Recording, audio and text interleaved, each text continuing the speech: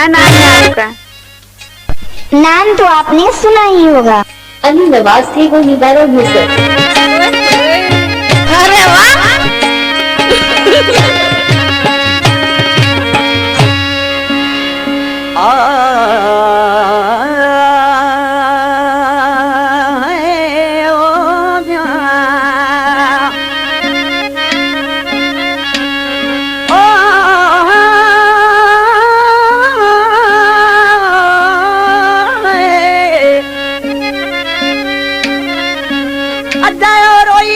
mean सजन मुखे सार है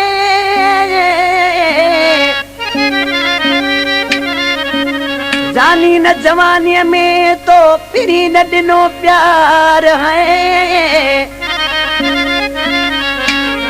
वो सतानी जा यार आजार दिने आज यार फके आज यार सतानी जिदे में रहंदो उन्हें दोड़ो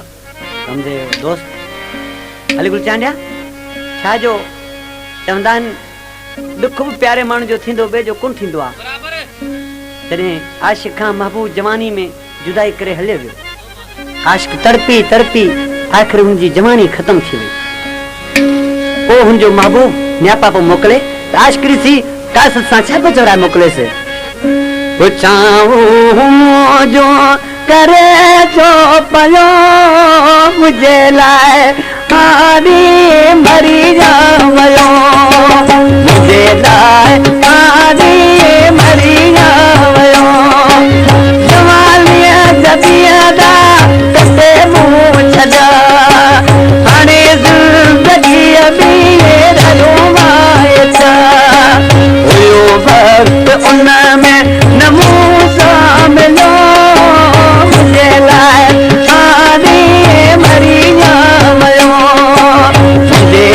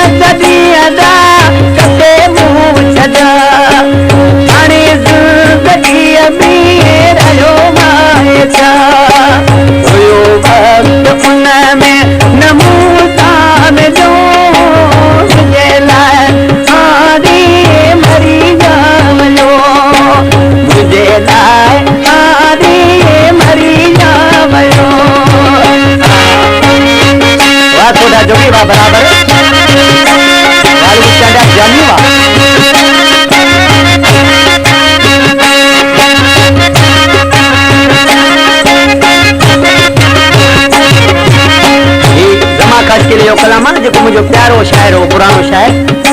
जीअं पाण फनकार आऊं और ॾिसी शायर नाले वारे मिसाल छा थो चए हर की